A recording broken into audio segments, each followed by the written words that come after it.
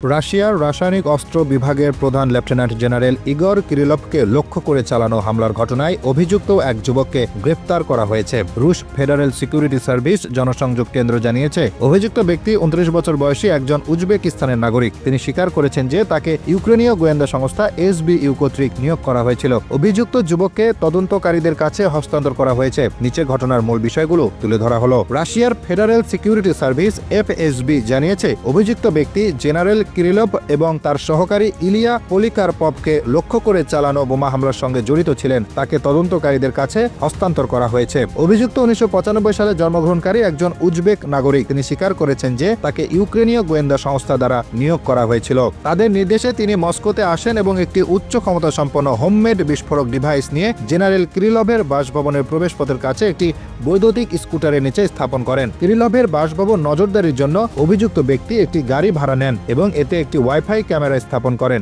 যা ইউক্রেনের ডিনেপ্রো শহরে অবস্থান করা ষড়যন্ত্রকারীদের কাছে সরাসরি ভিডিও সংকেত পাঠায়। ভিডিও ফুটেজে রুশ কর্মকর্তাদের ভবন থেকে বের হতে দেখা মাত্র বিস্ফোরকটি সেখান থেকে সক্রিয় করা হয়। FSB আরও জানিয়েছে, অভিযুক্তকে হামলার বিনিময়ে $1 লক্ষ দেওয়ার এবং ইউরোপীয় ইউনিয়নে স্থানান্তরের প্রতিশ্রুতি দেওয়া হয়েছিল। তদন্ত অনুযায়ী গত 17 ডিসেম্বর সকালে মস্কোর দক্ষিণ পূর্বে রিয়াজানস্কি অ্যাভিনিউতে একটি আবাসিক ভবনের কাছে একটি স্কুটারে লুকানো বিস্ফোরক ডিভাইস সক্রিয় করা হয়। এতে জেনারেল কিরিলভ এবং তার সহকারী নিহত হন। রুশ তদন্ত কমিটি হত্যাকাণ্ড, সন্ত্রাসী হামলা এবং অবৈধ অস্ত্র ও বিস্ফোরকের মালিকানার জন্য ফৌজদারি মামলা দায়ের করেছে।